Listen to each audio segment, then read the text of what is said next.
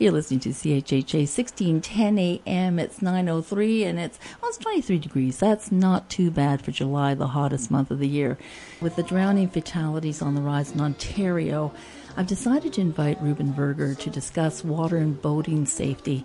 He spent 10 years leading people of all ages on wilderness canoe trips and on 10 and 20-day journeys through some of the most majestic parks and waterways in Ontario. So we're going to be talking with Reuben, who's also a poet and author of 2 books. He's got a lot of experience in the in living in doing things out in the wilderness, in the places where people, like to go in the summer, but may not know what they're doing. Yeah, I went to summer camp up in the Haliburton Highlands for many years, and all the kids who went to camp had to pass a swimming test. That happened in the first few days of camp, and if you didn't pass the test, you weren't able to participate in a number of the different kinds of water sports. But then they would have lessons, so you would learn, and it was high priority to safety. High priority. And what somebody shared with me on the weekend, we were talking about this whole thing with what had happened up in Algonquin, which was terrible, with a 15-year-old boy who died. And of course, we had 2 young people in their 20s at Wasaga Beach over the weekend drowned. And he said, when he went to camp, same kind of thing. They had a swimming test, and what they used to do is the kids who couldn't really swim, they got a white band, like a necklace, to wear around their neck. Yep. And that was like, don't even go in the water except nothing past your knees. Right. And then there was a red one that they wore, which meant they could go out a little bit more and sort of paddle around. And the people who got the blue could go out in the canoe. Yeah, and also in terms of the Wasaga Beach one, that's also a place where I know there's often a lot of partying and alcohol consumption, and that's definitely something you should never mix when you're around the water. Now, in this case, on the weekend, they said alcohol wasn't involved, and also to say there are no lifeguards at Wasaga Beach either, and a lot of places don't have lifeguards. But yes, you make a very good point about the alcohol consumption. Yeah. They were in some sort of a rubber raft out there, or some blow up thing, and that's the other thing. You got to be careful what kind of boats or rafts you go into. Yeah, and the other thing too is that if you're going to be around the water, I mean, if unless you're a strong swimmer, you should always be wearing a life jacket. There's a lot of people who maybe underestimate what could happen around the water, but people who aren't good swimmers, they have to be extra careful. And I mean, on canoe trips, all the staff always had their lifeguarding certification. Right. And we never let anyone swim without being supervised all the time. So, I know a lot of people end up going on canoe trips just because they think it's going to be a fun thing. But if you don't have someone who's a trained lifeguard, it's probably a good idea not even to let anyone swim. Because if someone can't help them in a situation, then it can get into a bad situation quickly. Really good website that I came across was Life Saving Society, the lifeguarding experts. That's lifesaving.ca if anyone wants to go to it. And they're going to have a world conference event on drowning, of all things. I think that's in October, coming up in October. Yeah. Sort of like after the season, but it's become really bad. This is we're already 6 people over how many people died in Ontario last year this time, which is right. It's on the increase. Yeah, on the Red Cross Safety Summer Tips, it was saying that the highest incident of greatest risk of drowning is young children between 1 and 4. Now, why is that? I mean, obviously they're little. Well, probably because a lot of times people might not realize that a young child at that age could literally drown in a few centimeters of water, and most of those drownings of that age occur in bathtubs or pools, backyard pools. Right. And they don't have. They can be a puddle pool, like a little tiny thing. And again, it's just people need to be really aware that if a young child that age is anywhere near water, you have to be constantly, because it could happen in 10 seconds. It can happen very quickly. So, what happens when someone drowns? I mean, I understand that that gasp of air becomes water in the lung, and then I understand you get very heavy and then just sink. It's a very silent death. Is that about what happens, or what? It's a terrible thing. From my understanding, it's just the lungs can get filled with water, and then you're not getting enough oxygen. So it can happen quite quickly. The other, apparently, the other age group that's at the greatest risk is ages 15 to 44. And I was thinking about that, and I would imagine that, often between those ages, a lot of people think, maybe I'm a pretty good swimmer, I don't really need anyone to supervise me, or people are thinking, they'll be okay, I don't really have to watch them. But if you're ever out in a wilderness setting, I mean, if you're in a pool, there's always a lifeguard who's watching all the time, or usually more than one. But if you're responsible for people out in the wilderness, again, if the person's not a strong swimmer and you don't have a lifeguard around, probably the idea of swimming, you might want to decide that there won't be swimming. Well, apparently with the 15-year-old who drowned in Algonquin Park, he did receive a swimming test, but I believe it was in a pool with a life jacket on. And I think I was up at Trout Lake, I think that was where they went. And certainly when you got 31 kids up at the lake and having fun, I doubt that any of them was wearing a life jacket in the water. Right. And his father said he couldn't swim. He wasn't a swimmer. Yeah. So how, other kids didn't get to go because they couldn't swim. How did he get past? That's just... Yeah, well, everyone has different, ways of determining whether they feel someone's capable of swimming or not. I suppose. Generally, what we did and what we did at camp was that if someone can't swim, we would have a certain test, certain number of lengths they have to swim in deep water. Without a life jacket. Without a life jacket. Yeah. And if they passed that, then, like I said, then they were able to do these other water sports. Sure. But and again, if you're going to be doing the canoe trip and one or more people are not good swimmers, they should always be wearing a life jacket. We would, even if you're going down to the water to fill up a pot for cooking, you can slip in. You can slip in. It could be slippery. Something could happen. So. Always to be on the safe side. Hit your head on a rock. Yeah. If you had the life jacket, you could still be floating. Yeah. So what about flotation devices? When people say you must wear a flotation device and then someone goes to Dollarama and gets their flotation device, and that happens. I mean, kids in pools now, they're going to be out there. They're going to be going down to Sunnyside in Toronto and down to the beach, down, Lake Ontario. So we got to tell people that is not a flotation device. Personal flotation device, or you have to make sure you have one that's up to standards.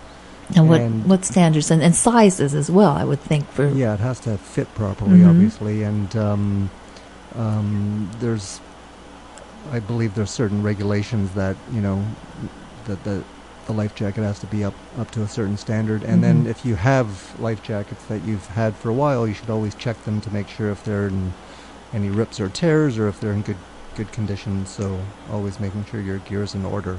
Yeah, sure. Something has been sitting in the boathouse over the winter, and they've been attacked by the bears. But stuff happens. It degrades. Yeah. Well, the other thing I was thinking about, because it's the 150th anniversary of Canada being Canada nation. And it's wonderful. All the provincial parks are free right now, from sea to shining sea. Isn't that? It's wonderful. Thing is, we're going to have probably a lot of people say, hey, that's going to be a great vacation, because usually those fees are quite high to go into the provincial parks, and this will reduce their vacation, blah, blah, blah, money-wise. So I'm thinking a lot of people are going to be going there, and they don't know what they're doing. Okay, let's go camping. Let's try this, let's try that. For people who are newbies at this. Well, I mean, if it comes to canoe tripping, where you're off in the middle of the wilderness on your own, I mean, if you don't have some basic skills of it, it's often a good idea to go with an experienced guide. Ideally, there's a number of different organizations that you can find that'll take you on a trip, or you can hire a guide. Most people aren't going to do that, though. They're going to rent a camper or get a tent, and they're going to go off with whatever. Yeah. The other thing that we was also really important was that even if you are a good swimmer, we would always have this policy that where you should never dive into if you're in a lake or a river, because it's usually unfamiliar area. And it was always like we always would encourage people to slip in, like feet, like just walking and slowly getting into the water and slipping in. So that's another just basic tip on being safe. Even rivers can have and lakes can have riptides or what undercurrents, right? It's sometimes less common in lakes. Yeah, of course, with the rivers, you can have the current that can take you, wash you downstream. Yeah. So again, if you're not a strong swimmer, and you have to judge how strong a current it is and be extra careful. We're going to go to break, and when we come back, we're going to be playing a song from Akim Triebsch from his album Avontuur Transmission, which is he was on the Avontuur. He went out on a beautiful merchant marine ship with sails and learned a lot of lessons. And the captain, he's now deceased, but you'll hear the captain's voice on these as well. And wow, he's got some great advice as well when it comes to boating. In his case, a big merchant ship. So we're going to go to break right now. We'll be right back with more of A Drink of Water and Reuben Berger here on CHHA 1610 AM. You are listening to Radio Voces Latinas 1610 AM. A Drink of Water. After making all the preparations on making a voyage, it's just a big relief that nobody can find you. And the longer your trips are, the better that is, because you just sort of close the door and say, well, guys, we're on our own.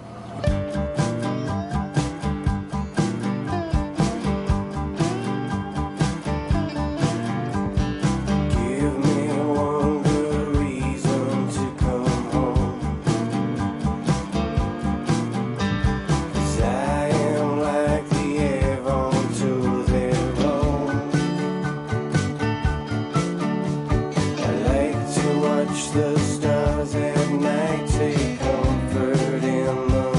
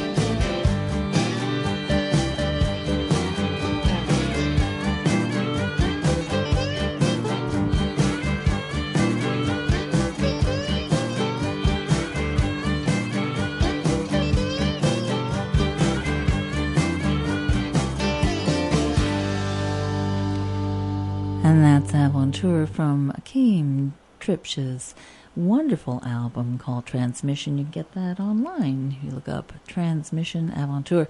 And we're here at CHHA 1610 AM with Reuben Berger in studio tonight.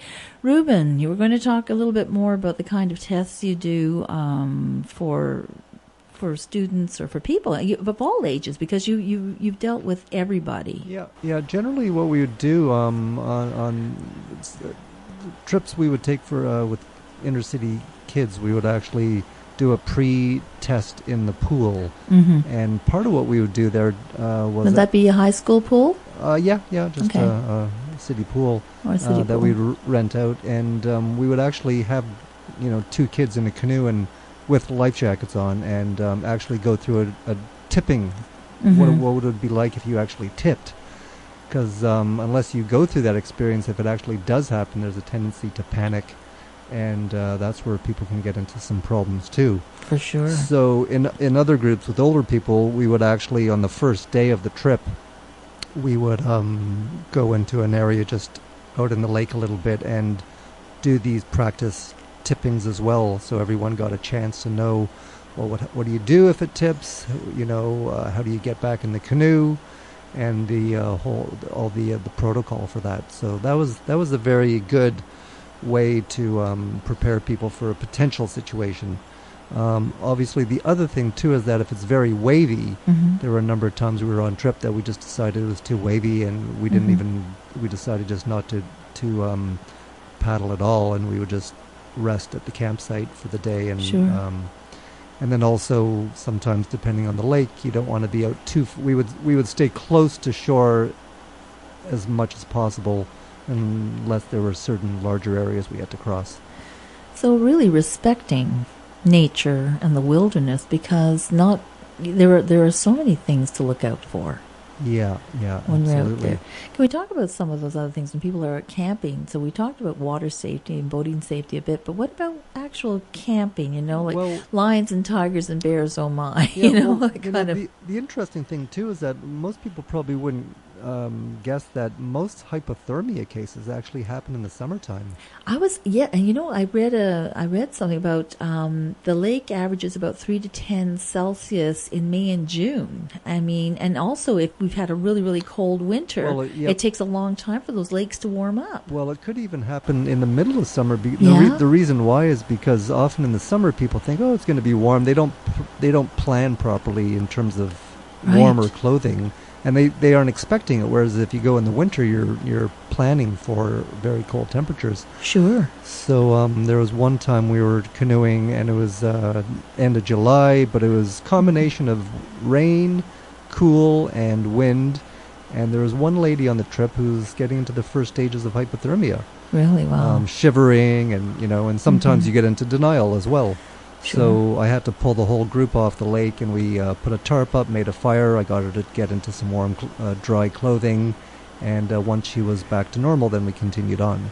So you have to really be always aware of the group and how everyone's doing, which is why it's always important to have at least one or ideally 2 strong leaders if you're doing canoe tripping. What's the ratio leader to people? Because I know in the Algonquin trip, I believe they had 6 experts and 31 students, and I don't know if that included teachers. So I would have to look there. Yeah, we would do usually 2 trip leaders with 8 to 10 people on the trip.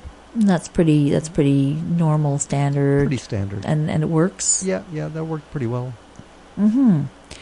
My goodness. Well, the other thing is I was looking at the lifeguard. Sorry, I'm okay.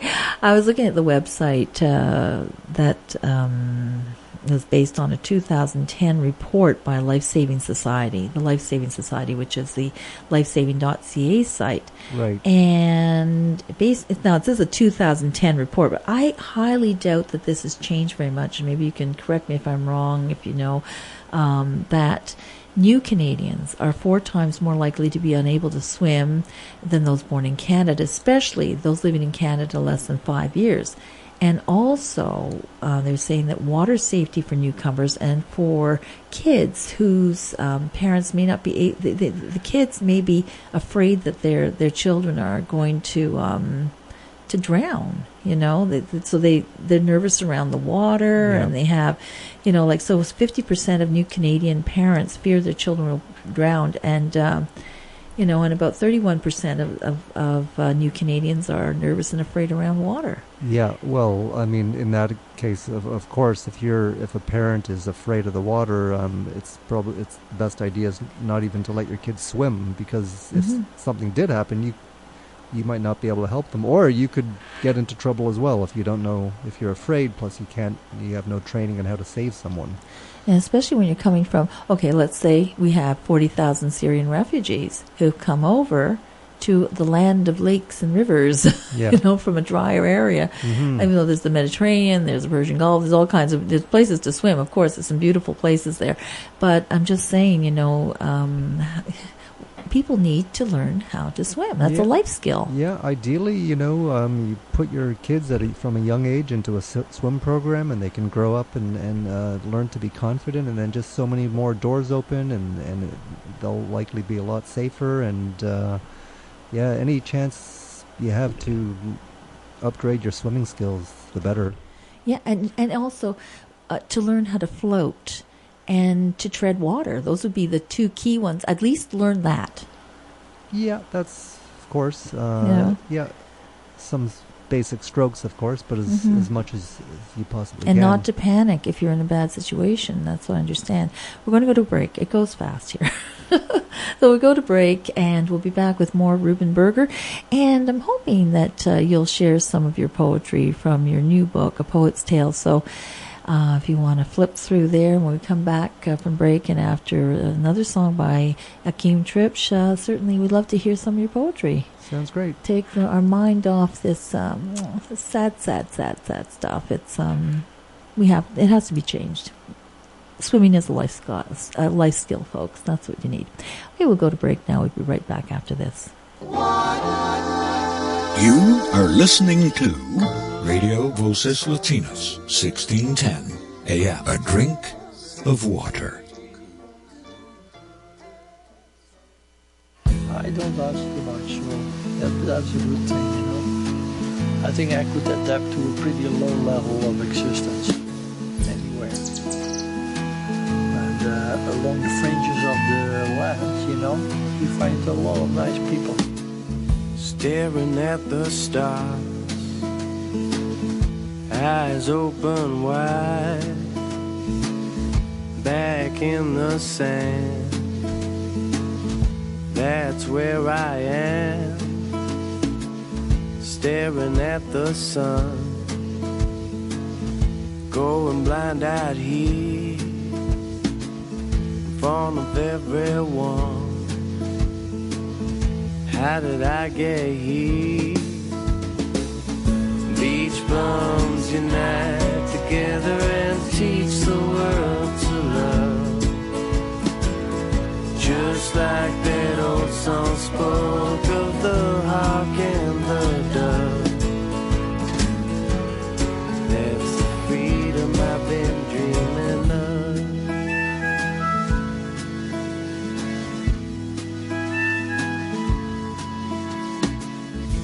Just lay back and dream. There's no need to panic. Just enjoy the scene. When you live in a hammock, I think I'd take a swim down in the clear blue sea. It gets hot in the shade, it gets too hot for me. Beach bums unite together and teach the world to love, just like that old song spoke of the hawk and the dove. That's the freedom I've been dreaming of.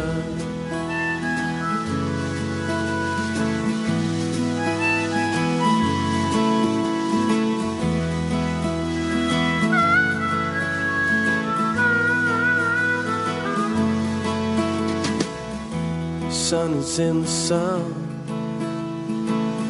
John is passing out. Mary's on the moon. His children running by. Everyone's at peace. Everyone's in love. A picnic on the beach. That's what I'm talking about.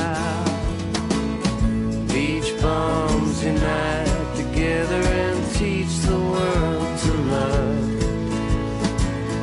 Just like that old song spoke of the hawk and the dove. That's the freedom I've been dreaming of.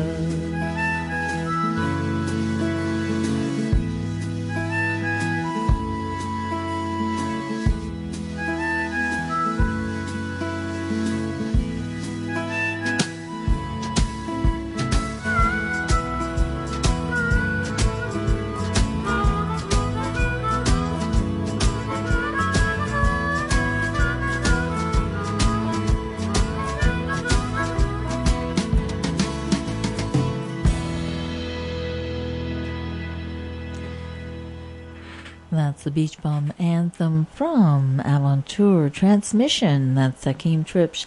What beautiful music from that CD. And Reuben, welcome here. You know, we're so happy you came in this evening to talk to us about water safety. And you did mention the Red Cross site earlier, and the Canadian Red Cross site is very, very good to go to, because there they have swimming, boating, and water safety tips. Yep. They've got the water safety quiz. How much do you know about water safety? Take our Canadian Red Cross water safety quiz to test your knowledge.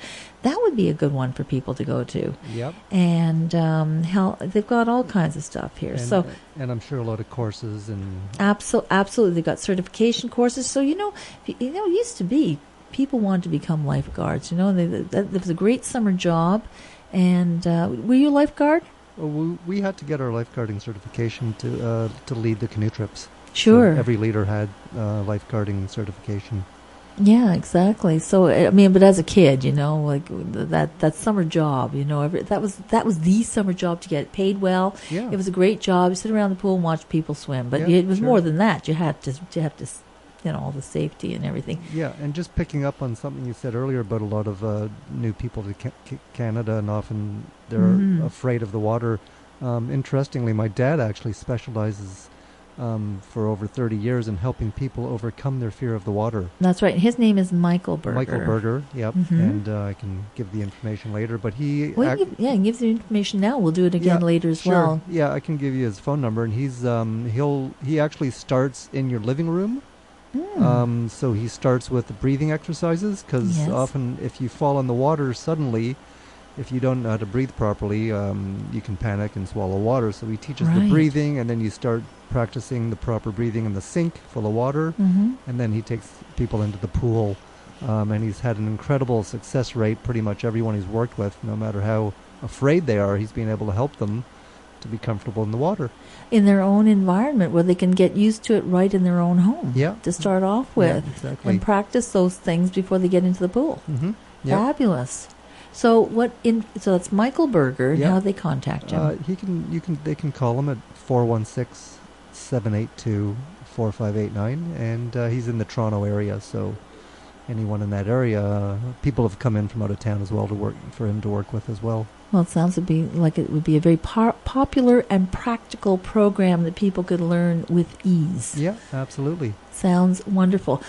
So talking about ease, we just listened to Beach Bum Anthem, which it was a beautiful song. Beautiful song. Yeah, laying down on the beach, having a picnic. When things are all going right, this is what we want people to experience. We want them to have that wonderful experience when they go to the cottage or the beach or wherever they go, the pool. There also tends to, sometimes what happens if some unfortunate situation like this recent happening in Algonquin, then people sometimes get fixated on that, but most people who end up going out there, they end up having a good time and enjoying it. And it's really a matter of respect, and respecting the water and knowing where you're at, and making the right decisions. That's right.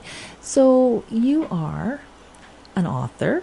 You have a book out, and you can get it on Amazon. It's called In Search of Mother Nature.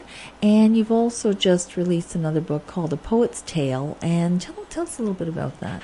Well, it's a collection of 30 years of my poetry. I started writing poetry when I was on a canoe trip, and we were asked to write a short haiku poem. And it just kind of took off from there. And I ended up traveling to different countries and often being inspired from the places I was in to write poetry. And it had been sitting on my shelf for many years, and just a number of months ago I felt inspired to put it together in a collection. I was thinking I could read one which is connected in with our theme of water and swimming.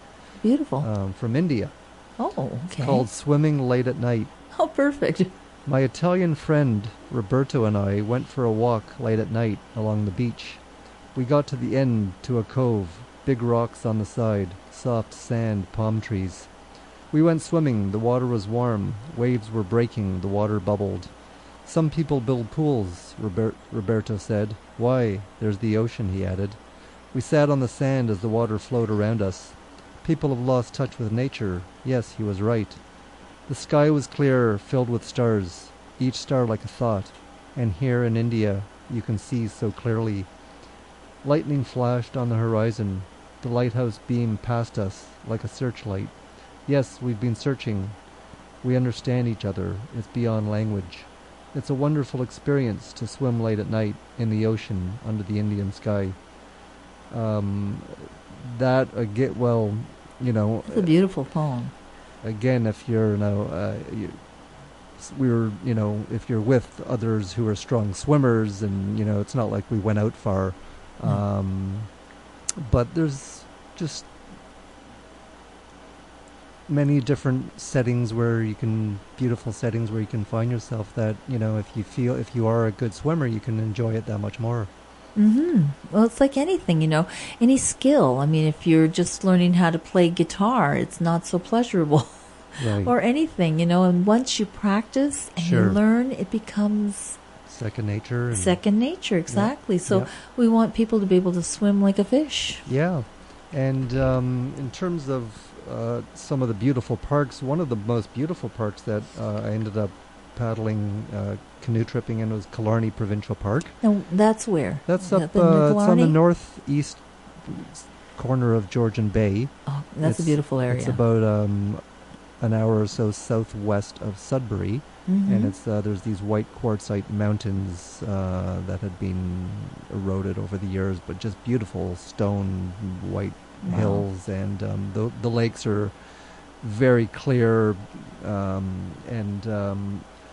I wrote a series of short little poems called Images of Killarney. I can read a few short little ones. Oh, that'd be great. Symphony of birdsong engulfs us as we float on the still lake in our canoe. Pink clouds of all different shades, blue sky from dark to light, grassy green and all hues to dark of the forests that line the lake. Loon calls the fluty thrush, white-throated sparrow, a cool drink of sweet lake water, air that cleanses as the breath goes in, the touch of the paddle on the water propels me through this sensory delight. I was actually, just as I was reading that, thinking about, like, back when I was leading canoe trips, I probably wrote that back around 1989 or so. And at that time, we would actually be able to, we were confident to drink the water from the middle of the lake. Yeah, when you said drinking the sweet water from the lake, that sounds so refreshing and nice. Yeah, so that's another aspect of the whole water safety is and that's another thing that people How really... do you know? Well, Yeah, it's always good, to be on the safe side. So sometimes what people will do these days is boil water, or there's other ways of purifying it. So that's very important, obviously, to look into, especially you don't want to be drinking water that's stagnant at all. So, yeah, there are portable purification kits you can bring, I think. There's stuff out there. Yep. Oh, we have time for another poem. Okay, They're really nice. Yeah, these are from Killarney, and there was a lake that we ended up. We had to carry our canoe up quite a steep area to get to another lake, and then halfway through we ended up exploring this lake called Topaz Lake, which was just stunningly beautiful. As beautiful as its name. Clear to the bottom can one see, white quartz hills tower over Topaz Lake. As the ripples subside, the sun takes your vision to the bottom where the treasure lies. And then later at that night, I wrote Northern Lights. Have you ever seen the Northern Lights? They are one of creation's most beautiful sights, dancing in the northern sky, beyond the buildings way up high. Well, we live in a beautiful country with lots of great phenomena like the Northern Lights and beautiful lakes and beautiful forests and provincial parks and places for people to, in the cities as well. You know, we live in Toronto, which is a very green city. Mm-hmm. Yep. And have you ever, are places you would recommend for people to canoe? There are lots of places to canoe in the Toronto area, aren't there? Like, okay, or but kayak better? I know on the Toronto Island they actually rent canoes. Mm-hmm. They have a little place where you can actually rent a canoe and you can paddle in the canals there. Yeah. I wouldn't really recommend being out on the lake unless you're a very experienced canoer. I'm thinking of the little tiny tributaries, or like the Don or something. I don't know. Not the Don. Maybe that's not deep enough. People have. Yeah, I actually canoed down the Don once. Mm-hmm. Depends on. This year with all the rain, it's probably not bad for canoeing. But yeah, people do paddle on some of the rivers up in around the Toronto area. Mm-hmm. But definitely when we're out, to be very careful, because we also had some people, go off the Scarborough Bluffs last week as well. Mm-hmm. Watch where you're going, and don't go when it's dark. Stay, be safe. Yeah. Like that's another thing. People like to go out, the moon is out and everything's beautiful and the stars, and they want to go out there for that walk in the woods or that walk near the water. Mm-hmm. And if they're not familiar with where they're going, it's not a good idea. Right. The other thing that we did at camp was we, although even though there were always lifeguards, we did the buddy system. Good idea. So so there's usually at least two people there watching out for each other. Mm-hmm. Well, those are things to think about. We're going to go to break. And when we come back with our last segment, we'll talk more about, we'll have another poem and talk about where people can actually get your poetry book. And maybe perhaps, I don't know if you are doing any kind of any kind of trips or anything. Maybe someone would want to talk to you about doing that. But we'll be back. We'll think about it. Yep. If that's a yes or no, we'll find out after this break. So it's a cliffhanger. Okay. We'll be back right after this. You are listening to Radio Voces Latinas, 1610 AM. A drink of water.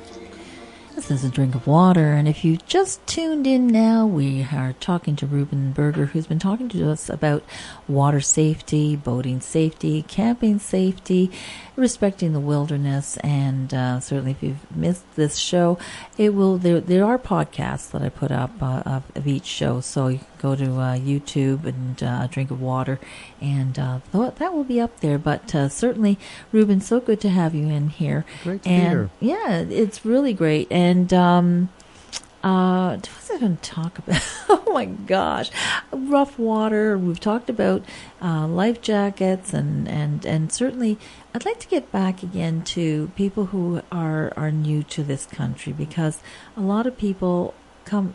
Swimming is not like we're very. I don't know if Canadians are more in nature oriented because of the way our country is, or because we're all in the cities, but we go out into the country a lot. We go to camp. A lot of countries don't have that. Mm-hmm. Necessarily. Yeah. So again, just to recap for people who are new to this country, what would you recommend? And of course, people need to learn how to speak English, get integrated into the society. But then when you want to take advantage of all those wonderful things, even if it's just going down to Sunnyside Pool, which is very popular, or down to the beaches and, along Lake Ontario, not to take for granted. Like, do you know any kind of pitfalls along that area, down Lake Ontario, what people should be worried about? Because the beaches seem to be pretty shallow there. Yeah. Again, it's just... but then I don't know for sure. Not really... Not shallow. It's a lake. It's a great lake. They say, obviously... It's like an inland sea. Especially with all the rain we've been having, a lot of the rivers have been higher than usual, so they often tell people they should be careful when they're, near those areas. That's true. And I was also just on the break reading one of my poems talking a little bit about winter, walking. There's one poem called Walking on Water, which reminded me a little bit about, I know we're talking about the summertime, but also... No, the winter is equally... there's, if that's obviously a time when people end up going through the ice if they aren't sure, yeah, right? They're skating, they're skidooing, they're doing, just walking near the water. Yeah, so or on it. Obviously in that time of the year one should be very confident if they're going to be on ice to be certain that it's a certain thickness and safe. I know, for example, ice fishing. That's very popular here. They have a certain. They can test the ice to see how strong it is. So that's obviously an area one has to be extra careful around. Yeah. So let's hear that poem. What's it called again? Walking on Water. Walking on Water. Okay. In the deep of winter, when the ice is hard and the sun shines through the cloudless blue sky, you can hear the trees cracking as the moisture freezes inside. You can walk in any direction, and when you arrive at the beaver pond, the thick layer of ice beckons you to explore. As you step out, you are gradually filled with confidence, knowing that the ice will support you from the frigid waters below. Weaving around dead trees that are waiting to topple over, cracks here and there make you wonder, how safe is this? Animal tracks, water trickling down a creek, sun reflecting off the snowy ice, wind blowing through the white pine needles in a haunting howl, a bird chirping as it floats by, red squirrel looking for nuts. The sun is warm as I stop and turn towards it, as if to say, hello, how are you? Your beams feel so wonderful on my cold skin. Walking on water on a cold, cold winter day, surrounded by Mother Nature, a warm cabin awaits. Wow, warm cabin, beautiful after a cool swim or a cold walk on the water. Well, yeah, that's all beautiful. Again, that's the the beauty of Canada in the winter too, where you have the opportunity to like cross country ski or snowshoe, and again, it's always something good to do with a partner, ideally, to watch out for each other, and if you come to a body of water, if you're not certain, not to go out on it. Absolutely. Well, I had mentioned before break about maybe you taking tours again, but I do know that you're currently working on developing a team building kind of organization, help people who have common interests to be more effective in projects, making the world a better place, and so you're pretty busy doing that right now. And well, actually working mostly kind of focusing on getting the book out there a bit more. And so where can they get it? Where can they get the book? At the moment, you can write me, and I'll send you a copy. Okay, so an email address. Yep. Yeah. Okay, so you can email Reuben Berger at Reuben REUBEN 33 at gmx.com. Okay. Yeah. And so you repeat that, please, just so in case people are running for the pen. REUBEN 33 at gmx.com, and I'd be happy to mail you a copy, and for a nominal cost. Yeah. Of course. Right. Absolutely. Well, shipping and handling. So, Reuben, thank you so much for joining us here on A Drink of Water. I'm sure listeners have really gained a lot from your conversation with us here tonight. And I'm going to leave with Captain's Lament from Avontuur Transmission. So thank you again for joining us. Thank you. Yeah, we'll have you on again with keep writing and stay safe, everyone. We're going to leave A Drink of Water here tonight with Captain's Lament, and we'll be back next week, of course. God willing, everything good. Okay, stay safe.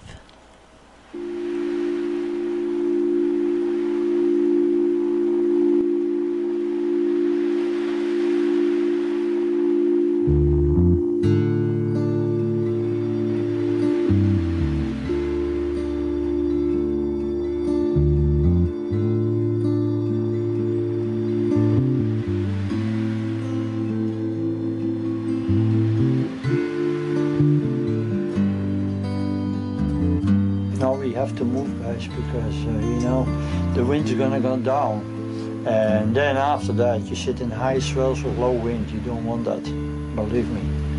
Your boom's gonna fly all over the place. You don't know what prevented the hookup anymore. Tell me why is it so hard? The whole world is so tough, but I know I will find you, you will find me, we will be free, and it won't have to be so cold. No, it won't have to be so cold. In the day people fly, here I stand beneath the sky, the whole world red, green and blue. What can I say, what can I do to make sense of this passage of time, to make sense of this passage of time.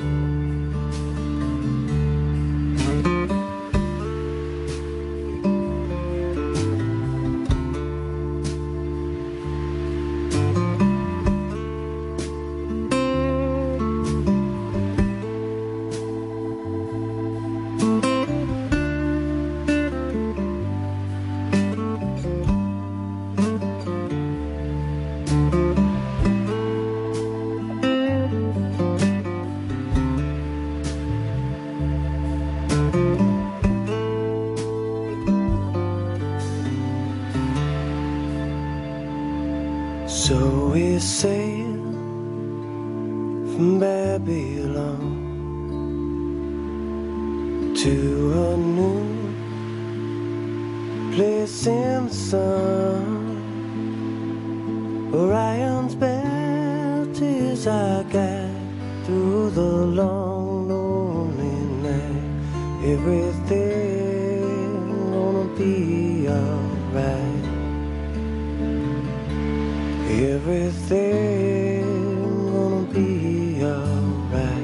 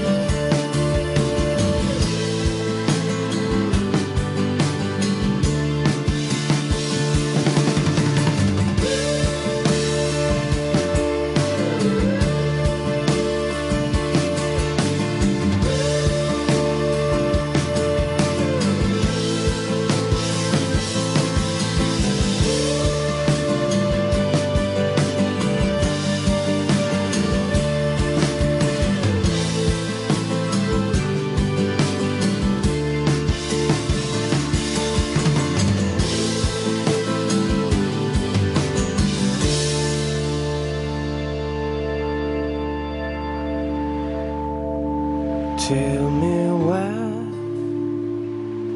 is it so hard? CHHA